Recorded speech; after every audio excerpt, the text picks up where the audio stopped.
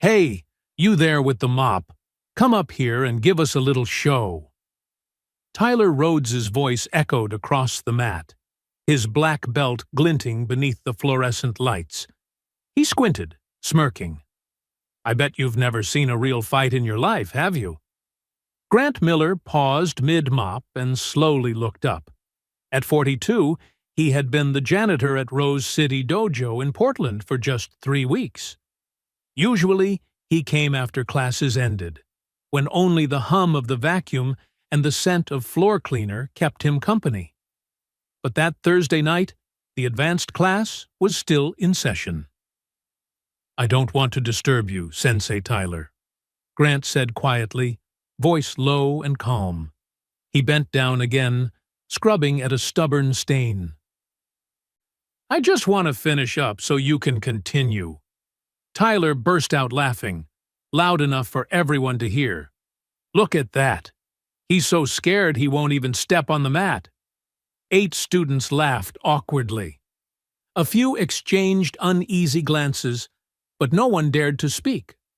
What Tyler didn't know was that the man holding the mop had spent the last 20 years trying to forget who he really was.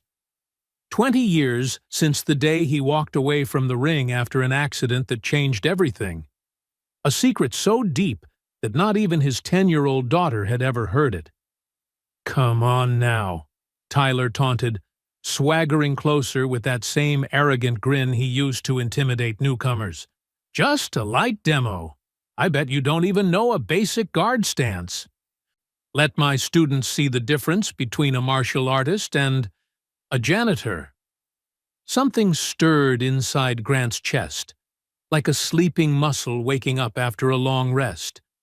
His eyes met Tyler's, and for a fleeting moment something passed between them, enough to make the younger instructor hesitate, stepping back ever so slightly, without understanding why.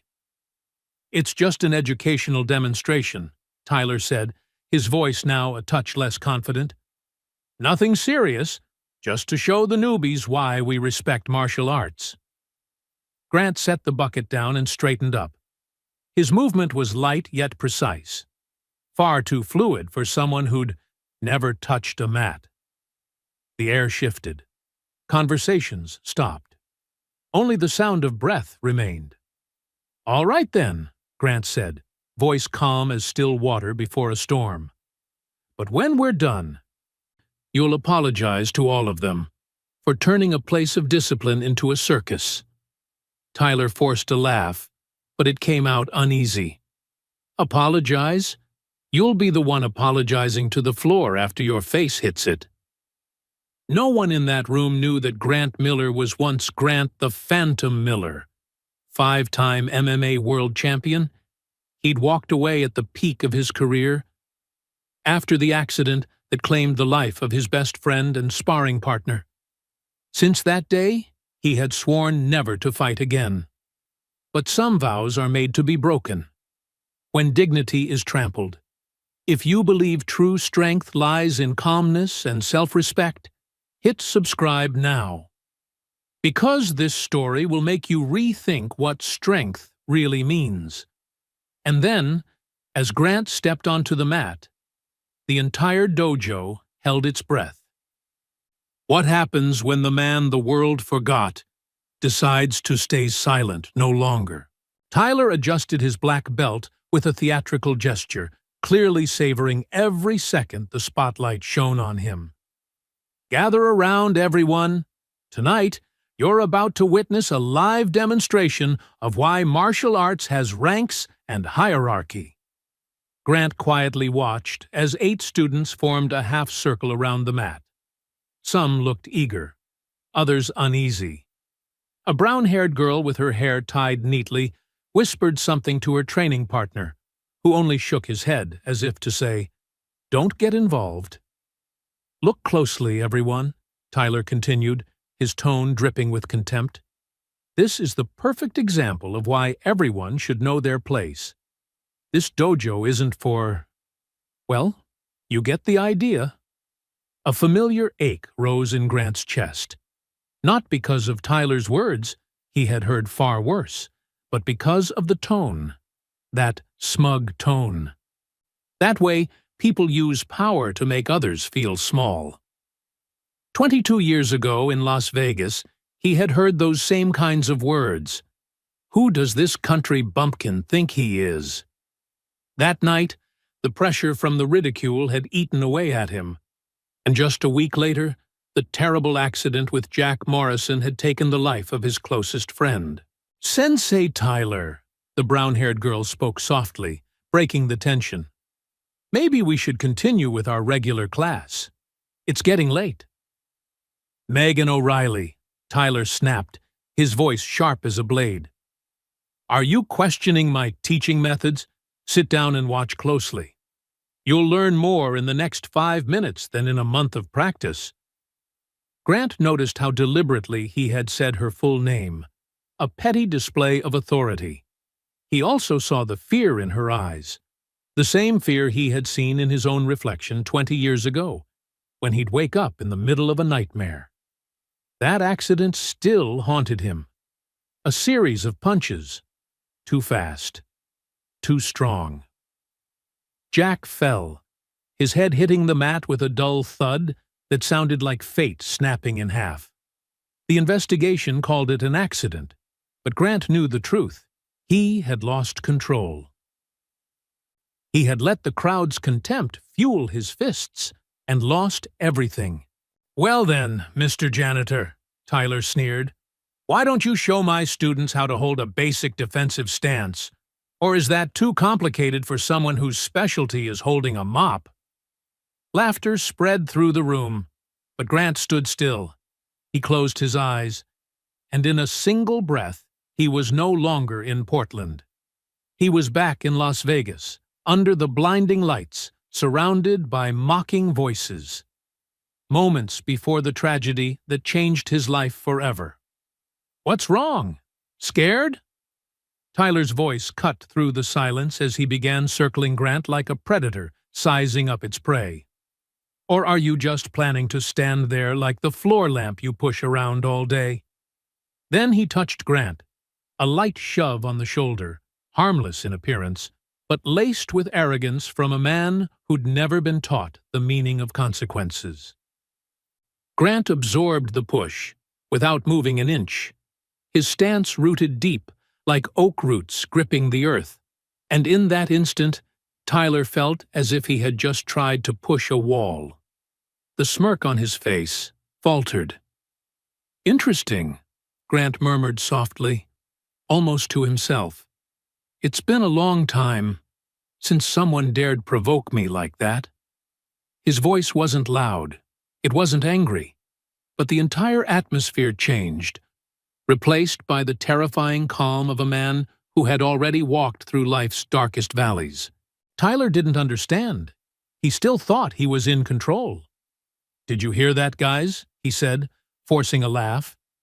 "He thinks this is interesting. Why don't we show him the difference between thinking you know and actually knowing?" But every insult, every laugh, only awakened something deeper inside Grant. The part of him he had buried for 20 years. Not rage, not vengeance, but a clear, grounded memory of who he once was, when he stopped running. Megan O'Reilly froze. She could feel it, the shift in the air. The way the man stood, breathed, and moved, all radiated control and a quiet power she had only seen in old footage of true masters. "Last chance, my friend," Tyler said, his voice now carrying a hint of impatience. "Either you accept this little demo like a man, or I'll call security to throw you out. And guess what? You'll lose your job, too." Grant opened his eyes, his gaze locked onto Tyler's. And in that moment, a chill ran down the instructor's spine, as if he had just called the wrong name of a storm. "All right," Grant said slowly, voice low but resonant. "When we're done, I want you to tell them why you turned a place of learning into a circus of humiliation." Tyler forced a shaky laugh. "Explain? You'll be doing the explaining when you're flat on the mat."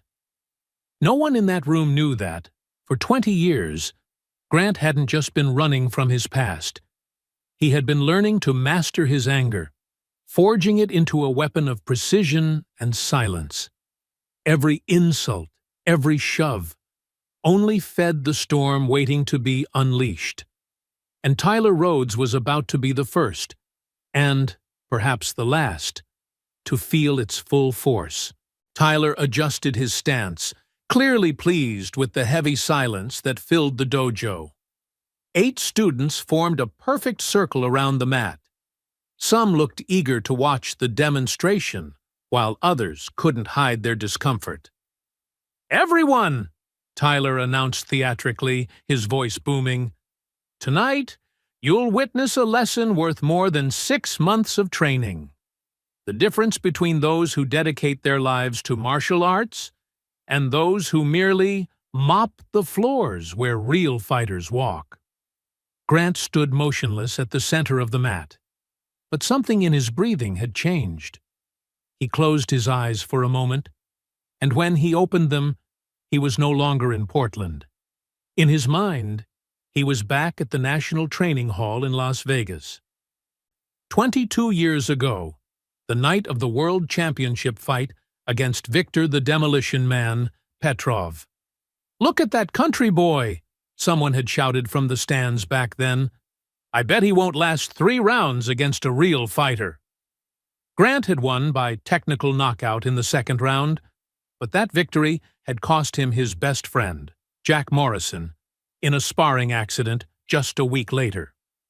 Pressure, prejudice, and one moment of lost control ended everything. "Well then, Mr. Janitor," Tyler sneered, circling Grant like a predator. "Why don't you show my students how not to hold a defensive stance? Or is that too complicated for someone who only pushes a mop?" Laughter rippled through the room, but this time a voice rose above the mockery. "Sensei Tyler." Everyone turned. Megan O'Reilly, 22, a purple belt in jiu-jitsu and a graduate student in sports psychology, stood tall, eyes steady. "May I ask you something?" The dojo went dead silent. Tyler turned toward her, eyes narrowing, caught between surprise and irritation. "Sorry, Megan, but who's teaching this class? Me or you?" "You are, Sensei," she said calmly. "But teaching doesn't include humiliating someone and calling it instruction." Several students exchanged uneasy glances. No one had ever spoken to Tyler that way before. "Humiliating?" Tyler scoffed.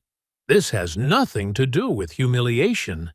It's about respect and knowing your place." Grant opened his eyes.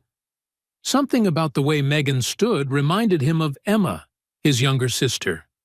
She had the same eyes, the same courage, always speaking out against injustice, even when it hurt. Emma had died a year ago, hit by a drunk driver on her way home from a hospital shift.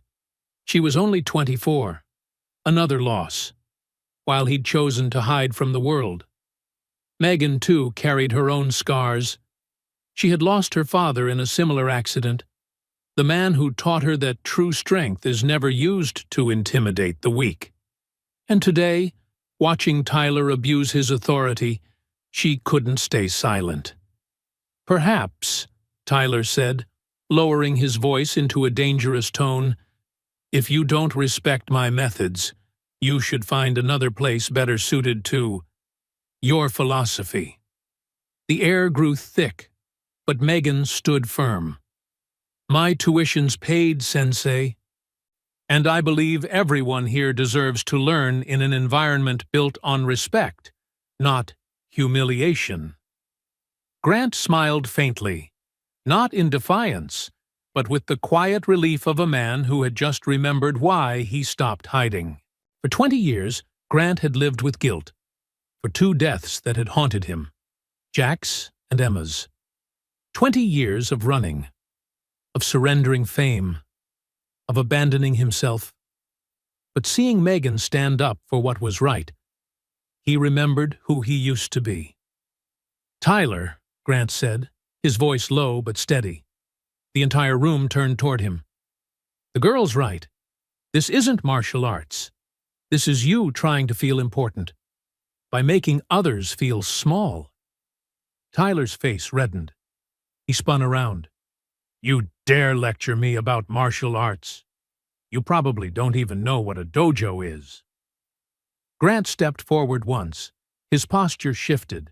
Shoulders opened, center of gravity lowered. His stance so balanced that any trained eye could see it immediately. A perfect guard. Actually, Grant said quietly, I know exactly what a dojo is. And I also know that this place stopped being one a long time ago. A shiver ran down Tyler's spine. Something in the man's breathing, in the way he stood, triggered a primal instinct, a warning to stop. But pride drowned out reason. Enough, Tyler growled, dropping into a fighting stance. Let me show you what respect means. Megan watched, torn between fear and awe. The way Grant moved, the restraint in every motion, the rhythm of his breathing. It was all too deliberate, too measured. She realized then, this was no ordinary janitor. Grant closed his eyes and drew a long breath. 22 years of muscle memory flooded back. Every strike, every victory, every lesson etched into his bones. When he opened his eyes again, Tyler Rhodes was no longer facing a janitor. He was standing before Grant, the Phantom Miller, 5-time MMA world champion. Last chance to apologize, Grant said calmly, his voice steady yet commanding. To her, to your students, and to yourself. Tyler laughed, but the sound trembled. Apologize? You'll be the one apologizing when you're flat on the floor. He didn't realize Grant had already read him like an open book. The high guard, the telegraphed shoulders, the unsteady back foot. 22 years away from the ring couldn't erase the instincts that once made him a world champion. Megan noticed several students subtly step back, as if sensing the storm about to break. The air grew heavy, electric, like lightning waiting to strike. Grant stood still, eyes calm, a faint smile crossing his lips. Not anger, not vengeance, but the quiet resolve of a man who had finally found a reason to break his 20-year silence. And as he took his first half-step forward, everyone in the room understood. Something extraordinary was about to happen. The Rose City Dojo fell into a suffocating silence. Every gaze fixed on the two men at the center of the mat, one wearing a black belt, rigid in a mirror-practiced stance of confidence, and one who had been holding a mop just minutes earlier, now standing upright, shoulders relaxed, eyes lit with an uncanny calm. Tyler adjusted his black belt, his movements slow, almost ritualistic. He needed this moment, needed that feeling of power to hide the unease creeping through him. Everyone, focus, Tyler declared, striving for solemn authority. What you're about to see isn't just a regular session. This is a lesson about hierarchy, about why people like us spend years earning this black belt. He patted the belt. The sound rang out in the silence. Grant watched Tyler with the eyes of a man who had seen too much. He recognized it immediately. This wasn't true confidence. It was a mask he himself had once worn, a similar mask 20 years ago, when he'd been breaking inside but had to appear invincible outside. Tyler, Grant said softly, his tone not threatening, are you sure you want to do this? It wasn't a challenge, it was a warning. One last time. But Tyler had gone too far to back down. People were watching. If he retreated now, he'd lose all credibility. I don't just want to, Tyler answered, his voice a notch higher, a tell of nerves. I need to do this, so my students understand that respect isn't optional. A few students exchanged uneasy glances. Cole Turner, a 28-year-old brown belt, gave a slight shake of the head. He'd trained with Tyler for 3 years and had never seen his teacher like this. Desperate. Needing to prove something.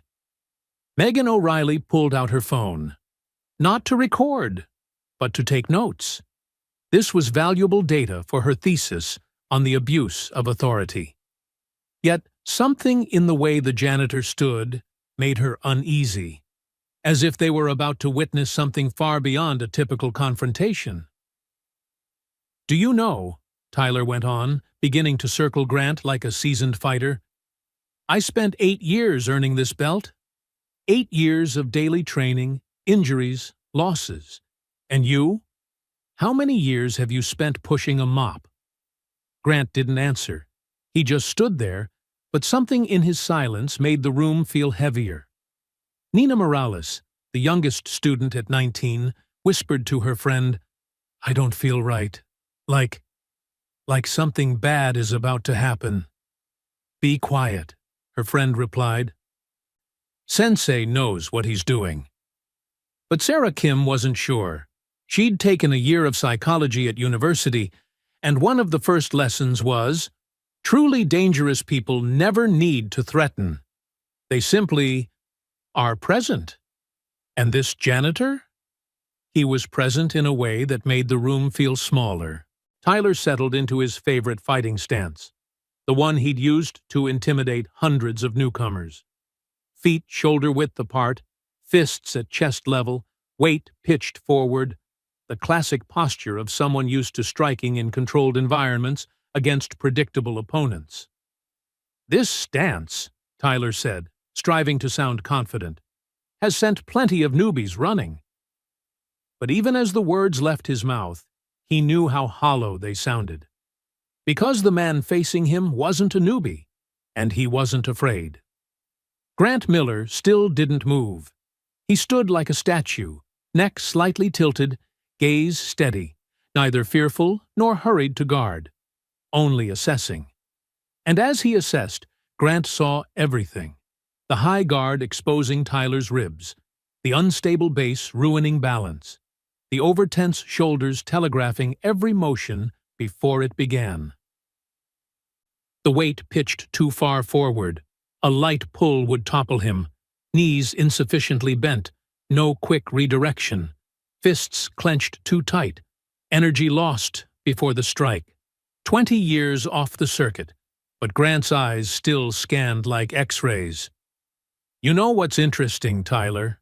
Grant finally spoke, as casually as if remarking on the weather. "For 20 years, I've tried to forget everything. How to move, how to breathe, how to read an opponent. I thought if I forgot, I'd be safer. The people around me would be safer." Tyler frowned, not understanding. "But it turns out," Grant continued, a sad smile touching his lips, "some things can't be forgotten. They live in the muscles, in the bones, in the way your heart beats when danger stands in front of you. And right now, when I look at you, I see it all." "See what?" Tyler asked, his voice slightly unsteady. "I see that you're afraid," Grant replied simply. "Not afraid of me, afraid you're not enough, afraid that even with a black belt, you're still the kid who feels he has to prove something." The words slid into Tyler's heart like a knife, because they were true, completely true. Neon lights washed over the polished floor. Tyler's breathing grew ragged. Grant's remained even and light, like wind brushing a window. Grant could practically feel his opponent's energy scattering. Megan watched them both, and she began to see, not with her eyes, but with the instincts of someone who studies human dynamics in sport. Tyler was fighting himself, his father, his past, every voice that said he wasn't enough. And Grant? Grant was fighting the ghost of a friend who died 20 years ago. This wasn't a fight between two men. It was a fight between past and present. "Still waiting?" Tyler tried to sneer, bouncing on his toes. "Or are you planning to stand there like a floor lamp?" Grant did the unexpected. He moved, quietly, just a small foot adjustment, a subtle drop of the center, shoulders relaxing into a perfect horizontal line. But to anyone who knew how to look, it was an instant and terrifying transformation. From an ordinary man, Grant Miller became Grant the Phantom Miller, the 5-time MMA world champion. A few students swallowed hard. Megan O'Reilly was the first to grasp the significance of that shift. A chill ran down her spine. She had watched hundreds of hours of footage of the old masters. This wasn't instinctual flinching. It was fight sense polished by thousands of hours on the edge of life and death. She'd seen how Muhammad Ali moved, how Bruce Lee broke rhythm, how Anderson Silva bewildered opponents, and now she was seeing the same thing, right in front of her. "No," she whispered, her hand trembling as she pulled out her phone. "He's not ordinary." Cole Turner beside her glanced over. "What did you say?"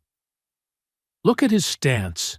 Megan pointed at Grant, her voice a mix of excitement and fear. "Perfect center of gravity. Shoulders relaxed but ready. Eyes not locked on his opponents. He's reading the entire body. This is a master-level fighter." "No way." Cole shook his head. "He's just a janitor." But behind them, Nina Morales had already started typing on her phone. There was something about the man's face. Familiar. "Interesting," Tyler muttered, trying to hide his confusion. For the first time in years, his confidence wavered. Something in the way Grant occupied space awakened Tyler's deepest self-preservation instinct, one he had never needed inside this safe dojo. Grant took a single step, a small movement, barely a foot. Tyler flinched back on instinct. The movement was so unconscious, so primal, that a few students looked up in surprise. A black belt backing away from a janitor. This wasn't normal. "Is he scared?" one student murmured. The whisper was small, but in the dojo's hush, Tyler heard it clearly. Blood rushed to his face.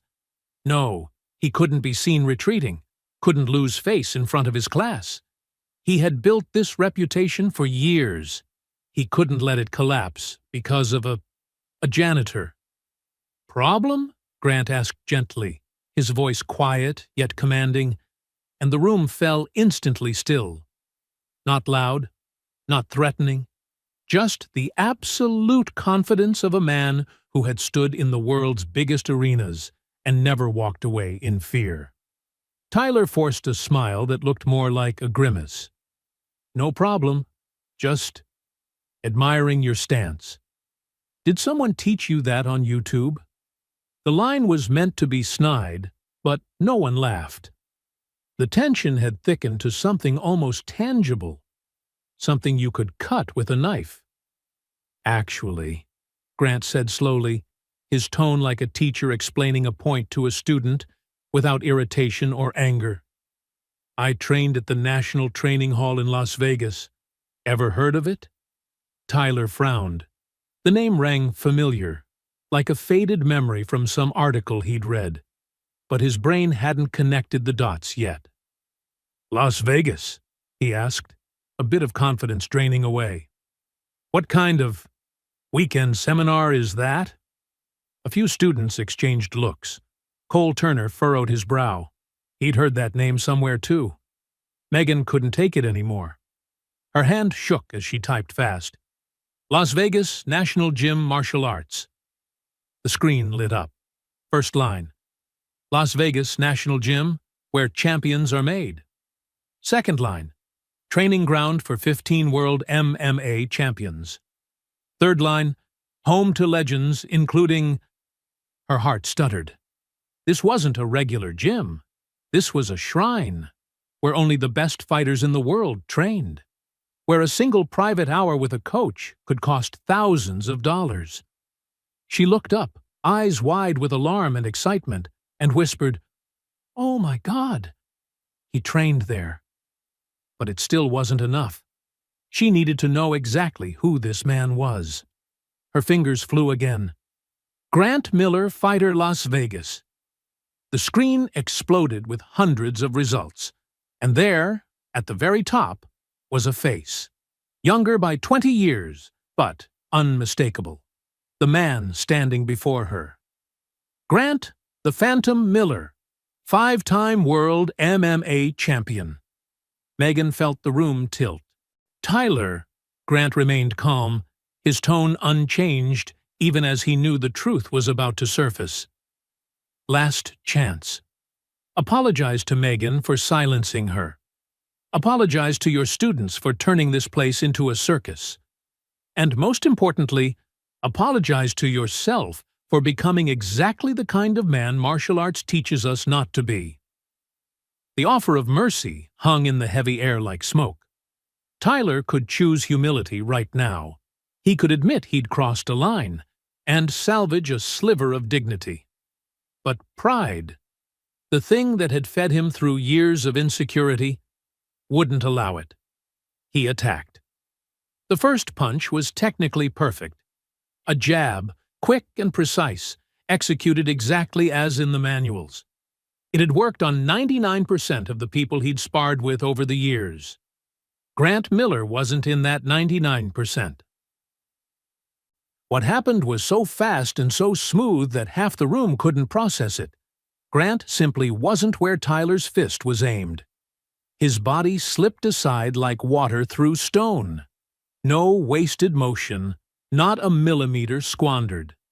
Head tilting left by precisely 15 degrees. Right shoulder rotating to draw a perfect diagonal. Hips tracing an invisible arc. Tyler missed the beat, arm extending into empty space. His punch hit air, and by the laws of momentum, his body overcommitted into his own force. Good effort, Grant observed gently, already rebalanced in a new position. Not far, not too close. Exactly enough to control. Clean mechanics? Adequate speed? But you telegraphed with the right shoulder. It pops up about 2 centimeters before you throw. Tyler whipped around, trying to locate him. His heart pounded. How? How could anyone move that fast without a sound? Beginner's luck, he muttered, more to convince himself than Grant. The second attack came faster, more aggressive. Jab, straight hook. It was Tyler's favorite combination, a sequence he'd drilled thousands of times, used to end countless spars and wow newcomers. And again, Grant wasn't there. This time, Megan could follow. Not because Grant had slowed, but because she knew where to look. Grant dipped only a few inches, letting the jab skim over the crown of his head by less than a centimeter. The wind of it brushed his hair. The straight hunted for target. But Grant leaned back along an impossible curve only those with extraordinary suppleness can manage. His spine bowed like bamboo in wind. And when Tyler swung the hook with everything he had left, Grant retreated exactly a half step. Absolute economy. So the glove skimmed under his chin by a millimeter. If someone had a slow-motion camera, the gap between Tyler's glove and Grant's jaw would have been no thicker than a sheet of paper. Interesting combo, Grant remarked, breath perfectly even, as if he'd been standing still. Works on a static target. But after the hook, your entire left side is open. In a real fight, that's when the opponent ends it. Sweat beaded at Tyler's temples. His shirt clung wet, despite having thrown only 2 sequences. His breathing grew heavy and uneven. This wasn't normal. He had thrown thousands of punches in his life, in training, in matches, in demos.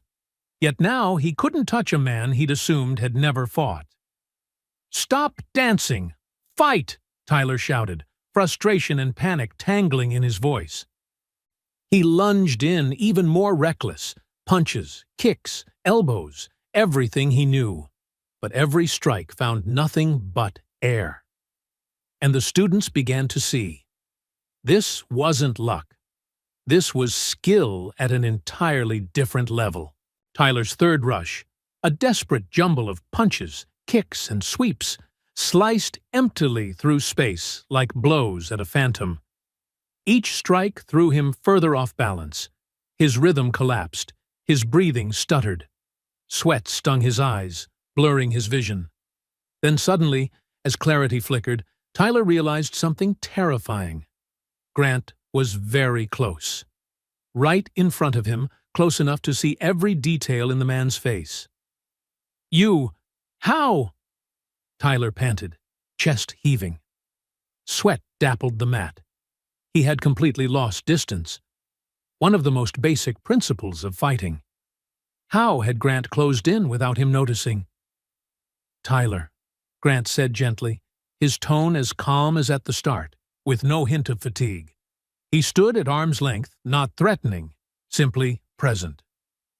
"Do you want to know the difference between learning to strike in a safe dojo and learning in professional arenas where a single mistake can be the end?"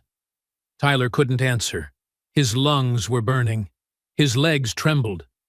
Before he could react, Grant did something that defied the onlooker's sense of physics. No visible tensing, no hip rotation, no pulling the hand back to load power, no aggression, no anger. Grant simply placed the palm of his right hand on Tyler's chest, a gentle touch, almost tender, as if checking whether the man's heart was beating. And Tyler flew. Not shoved, not tripped. He literally flew, as if an invisible wave had hurled him backward. His feet left the floor. His body hung for an impossible instant in midair. Time seemed to slow. Then gravity reclaimed him. Tyler sailed back nearly 2 meters, an absurd distance for such a light touch, and landed flat on his back with a thud that made the entire room hold its breath at once. The sound echoed in absolute silence. No laughter, no cheers, no clapping.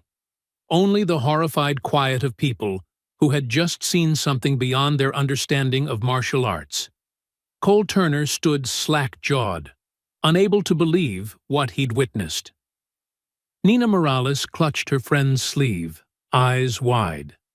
Another student whispered, "What just happened?" Tyler lay motionless for a few seconds, maybe 3, but it felt like a minute.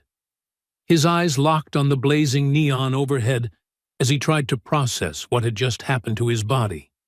No pain. That was the strangest part.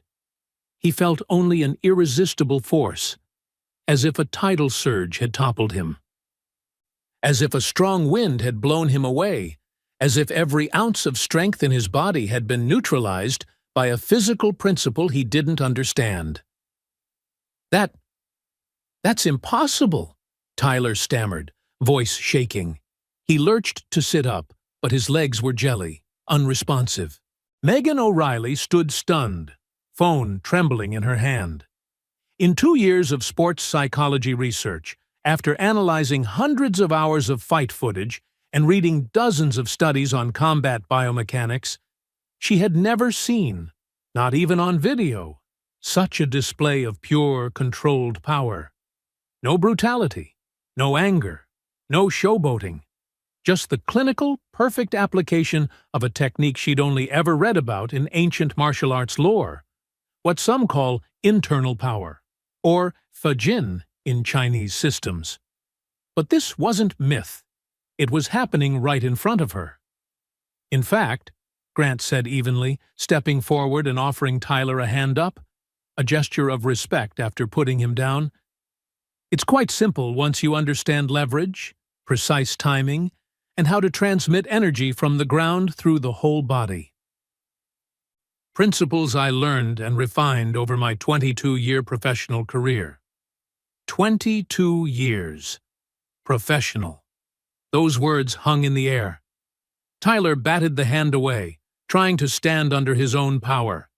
One last struggle to preserve a shred of pride. But his legs still shook. His knees still buckled. He had to lean against the wall to steady himself. "22 years professional," Tyler echoed, dazed and horrified. In what? Megan couldn't stay quiet any longer. She stepped forward, phone raised for all to see. Her voice trembled, almost a reverent whisper. "Sensei Tyler, you don't understand who he is, do you?" Every eye in the room turned to her. Tyler looked over, face still ashen. On Megan's screen, dozens, no, hundreds, of articles, photos, and videos filled the search results. All about one man, Grant the Phantom Miller. "Grant Miller," Megan read aloud, her voice shaking with both fear and awe. "Nicknamed the Phantom. 5-time consecutive world mixed martial arts champion from 2001 to 2005. Considered one of the most technically sophisticated and hardest-to-hit fighters in MMA history. Professional record, 47 fights, 47 wins, 0 losses, 0 draws. Retired unexpectedly at age 29 at the peak of his career." She stopped, her voice catching as she read on. "After a tragic training accident, claimed the life of Jack Morrison, his sparring partner and closest friend. Miller never stepped into the ring again." The whole room detonated in silence, not with noise, but with realization, shock, absolute astonishment. Tyler's face went from pallid to paper white. His lips parted, but no sound came out. He had just challenged a living legend. He had publicly tried to humiliate a man whose ordinary punch could have sent him to the hospital. Worse, the man hadn't even needed to punch. A single gentle touch had been enough to show Tyler exactly where he stood. Five-time world champion, Tyler stammered, like a child discovering that Santa Claus really exists, except this Santa Claus could crush him with a pinky. "Undefeated, 47 fights?" Grant nodded quietly, without pride or boasting. "Just a simple fact. I retired at 29, he said, his voice carrying a deep sorrow. Since then, I've done any work I could find. Cleaning, maintenance, gardening, repairs, simple jobs, a simple life. No spotlight, no cameras, no need to prove anything to anyone. And most importantly, no ring." "Why?" Nina Morales asked softly, with the unguarded curiosity of 19. "Why give it all up?" Grant looked at the young woman, and in his eyes lay a pain 20 years hadn't erased. "Because I killed my best friend," he said plainly. "Jack Morrison. He was 22. We were training. I lost control. And he never woke up." Silence pressed down. "After that, I realized, strength without control is the most dangerous weapon. And if I couldn't trust myself, it was best not to use it. So I disappeared. For 20 years, I didn't hit anyone, not even in self-defense." He looked at Tyler. "Until tonight." The change in Tyler Rhodes happened before everyone's eyes, painful and undeniable to watch. The arrogant man vanished. The one who always spoke loudly, always needed to prove himself, always leaned on his students to feel important. All of that dissolved. In its place stood someone who had just glimpsed the full scope of his own ignorance, his small, petty arrogance. I didn't know," Tyler whispered, voice breaking. "If I'd known who you were." "If you'd known, you would have treated me with respect?" Grant cut in, still gentle, his words sharp as a surgeon's blade. "That's good. But then the real question is, would you still humiliate another janitor? Another worker without a championship to defend himself? A new student who doesn't dare speak up to you?" That question pierced Tyler deeper than any physical blow, because Grant had touched the root of the problem. Not ignorance, not misunderstanding, but arrogance. The belief that one has the right to belittle others because of status, titles, or their job. Tyler sank to his knees in the middle of the mat, unable to stand, not because his body was weak, but because his spirit had collapsed. And in that silence, every student saw something they would never forget. A lesson that true strength doesn't come from defeating an opponent. It comes from knowing when you don't need to strike at all. Megan stepped forward, her voice steady yet respectful. "Sensei Tyler," she said, "for the past 2 years I've trained at this academy out of respect for your experience. But what I witnessed today isn't teaching. It's bullying, disguised as instruction." Murmurs rippled through the room. A few students nodded. Others looked down, regret on their faces. The truth about Grant, a martial arts legend who had been hidden beneath a janitor's shirt, had completely changed how everyone saw the situation. Tyler drew a deep breath, his voice hoarse with shame. "Grant, I'm sorry. Truly sorry to you, to Megan, to everyone here. I have no excuse for what I did." Grant nodded. No judgment, no sarcasm. Only the calm of someone who had learned too much from his own mistakes. "Thank you, Tyler," he said softly. "But an apology is only the first step. The question is, what will you do differently from now on?" Tyler looked around the room. Faces that once admired him now regarded him with disappointment, mixed with reflection. He swallowed hard. "I'll change," he answered slowly. "It will take time, but I will change." At that moment, Megan spoke again, her voice ringing clear. "Mr. Miller, have you ever considered teaching again? Because I believe all of us could learn far more from someone who understands that true strength comes with responsibility." Grant smiled, the first smile of the night, slow, genuine, light, as if releasing something that had been held in his heart for too long. But instead of answering right away, he lowered his voice. "Before we talk about the future," he said, "everyone needs to know why I walked away from everything 20 years ago." No one said another word. All sat down, silent. The air in the dojo grew heavy, as if they all understood that what they were about to hear would change everything. Grant took a deep breath. His voice slowed, carrying the tone of a man stepping backward into memory. "My name is Grant Miller. I was born in a small town called Bend, Oregon. My father was a farmer, my mother a nurse. We weren't wealthy, but we had each other." He paused, as if seeing again the old fields and his mother smiling at the window. "When I was 15, an MMA coach named Marcus Reeves came to town. He saw something in me, an innate instinct, he called it. He trained me for free every day after school. By 18, I was state champion. At 20, I turned pro.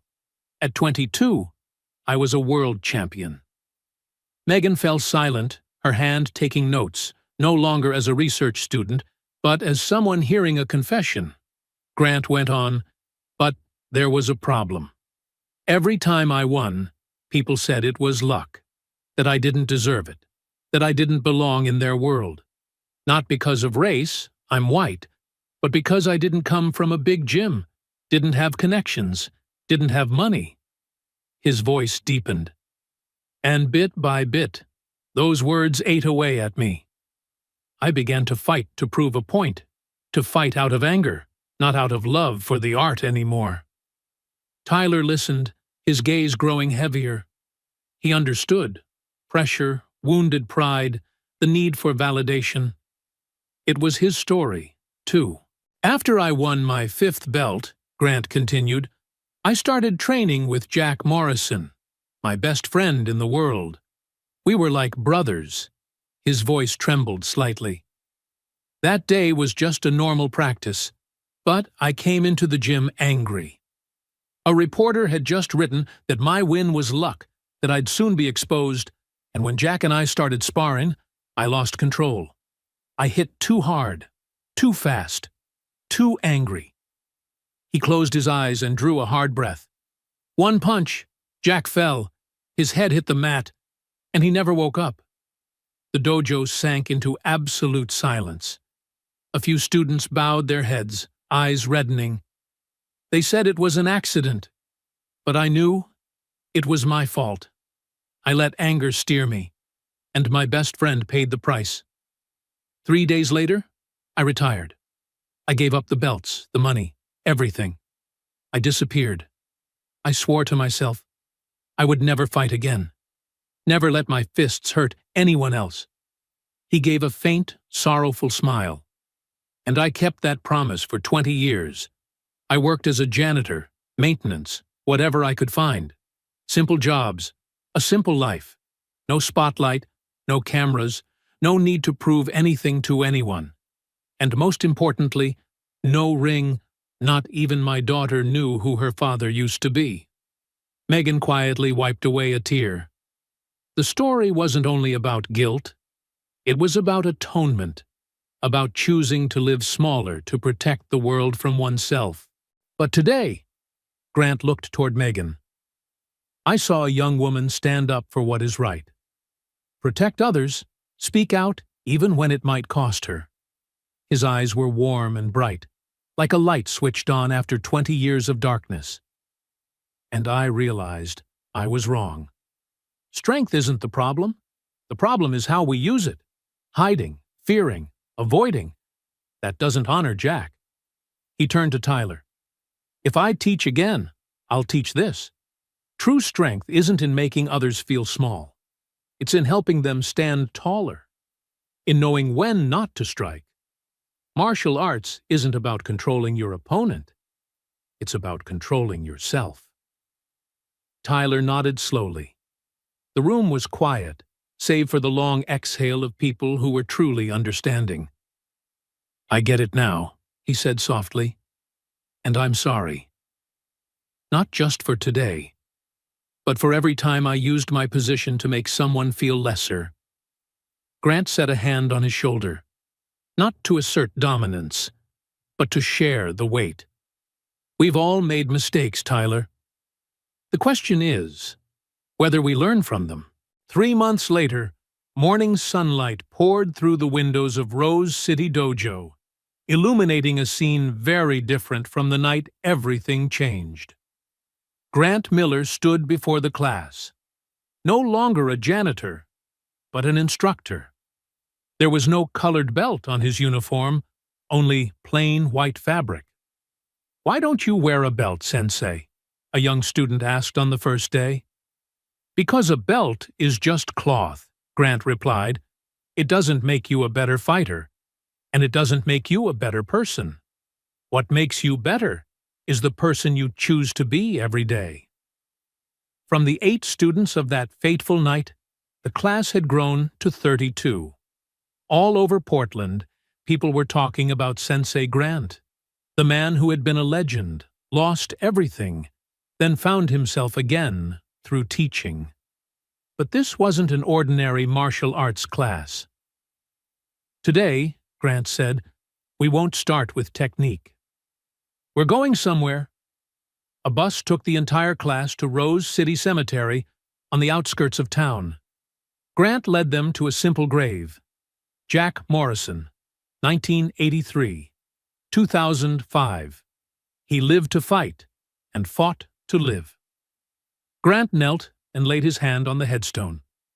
This is Jack Morrison, he said softly, my best friend, and he died because of me. The class stood silent as Grant told the whole story. No abridging, no evasion, the pressure, the anger, the punch, the death. I retired the next day, he concluded, not because I was afraid to lose, but because I was afraid to win when I couldn't control my strength. You don't learn martial arts to hit people. You learn it to control yourself. At the edge of the group, Piper Miller, Grant's 10-year-old daughter, heard her father's past in full for the first time. Tears fell, but her face shone with pride. Back at the dojo, she whispered, Dad, I'm proud of you. Grant knelt and hugged her. I'm proud of you too, Piper. Every day, that afternoon, Tyler Rhodes sat in the locker room looking at his new uniform. He was no longer the gym owner. He had sold it to Grant for a symbolic price and now worked as an assistant instructor. The decision hadn't been easy. A week after the incident, he lost half his students. The discreet video Megan recorded spread across the internet. A black belt humiliated by a janitor. His reputation in the martial arts community collapsed. Ironically, it was the best thing that had ever happened to him. Over the past 3 months, Tyler had learned more than martial arts. He learned humility, respect, and how to teach without domination. Most importantly, he understood that value doesn't come from making others smaller, but from helping them grow. Tyler? Grant knocked on the door. There's a new student. I think you'll want to meet her. In the lobby stood a 15-year-old girl with her mother. The girl kept her eyes down, shy. This is Emma, the mother said. She's being bullied at school. We hope martial arts can help her feel more confident. Tyler saw himself 20 years earlier. Awkward, insecure, longing for a place to feel worthy. He knelt to meet her eyes. Emma, he said gently, I can't promise that martial arts will make you strong.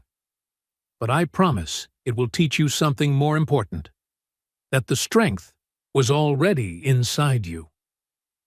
Emma looked up, a spark of hope in her eyes. Really? Really, Tyler smiled. And I know, because someone just taught me that. 3 months after the incident, Grant stood in his office, no longer the tool closet it used to be. The walls were covered in photos, not of his victories, but of his students, their progress, their smiles, their stories. Megan O'Reilly knocked. Sensei Grant, may I come in? Come in, Megan. She placed her freshly finished thesis on the desk. I wrote about the abuse of power in martial arts. I wanted to thank you. Thank me? Grant smiled faintly. I only stood up for myself. Megan shook her head. No. You showed us that true strength isn't the ability to hurt others, but the ability to hold back. She paused a beat, then continued. 5 years ago, I lost my father in a car accident. A drunk driver.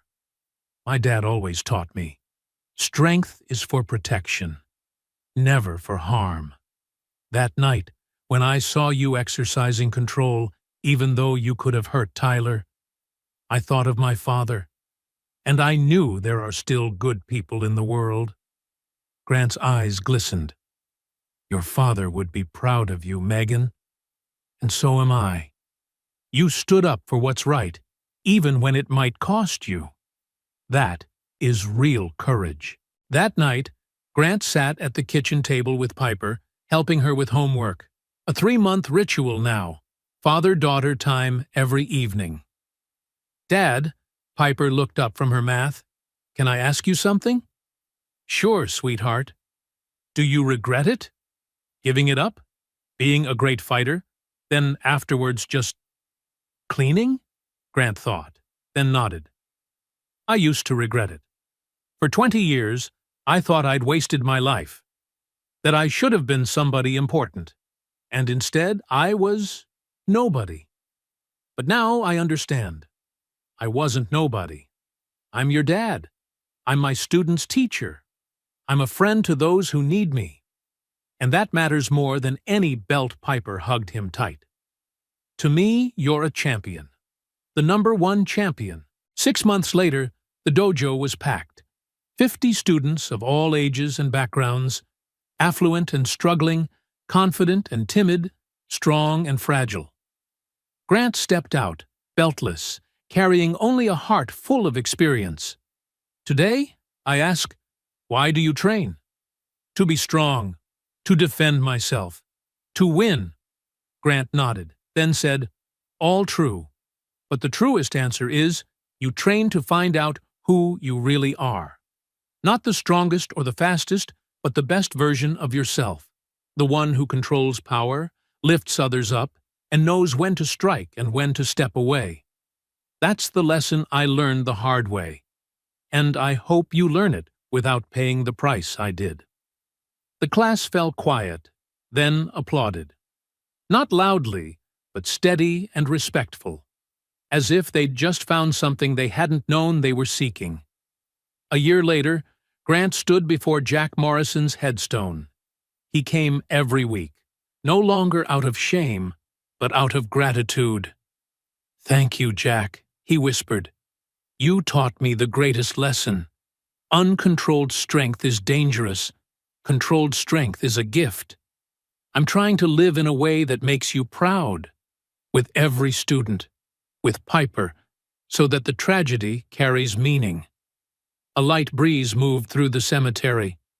Grant smiled and walked back to the car where Piper was waiting. "Did you talk to Uncle Jack, Dad?" "I did, sweetheart." "What did he say?" Grant looked back at the graves, then smiled at his daughter. "He said, 'Keep going. Make it matter.' And that's what I'm going to do. When justice doesn't come from a punch, it comes from a lesson." Grant Miller proves that true strength isn't in knocking an opponent down. It's in lifting them up after the fall. Tyler Rhodes learned the hard way that respect can't be demanded, only earned. Megan O'Reilly shows that courage isn't the absence of fear, but speaking up while afraid. If this story touched you, remember, you don't need to be a champion to make a difference. You need the courage to stand for what's right, the humility to admit you're wrong, and the generosity to lift others up. That is the kind of strength that changes the world. Thank you for watching to the end. If today's story touched you even a little, please hit subscribe so you won't miss new episodes every week. Which moment did you like most in the story? Tell me in the comments below. Don't forget to like the video, so the algorithm knows you want more stories of justice and healing. If you're watching from a particular city, share where you're tuning in from. I'd love to see how wide our community reaches. See you next episode. A secret unlocked by a late apology. Tap the bell to get notified the moment it goes live.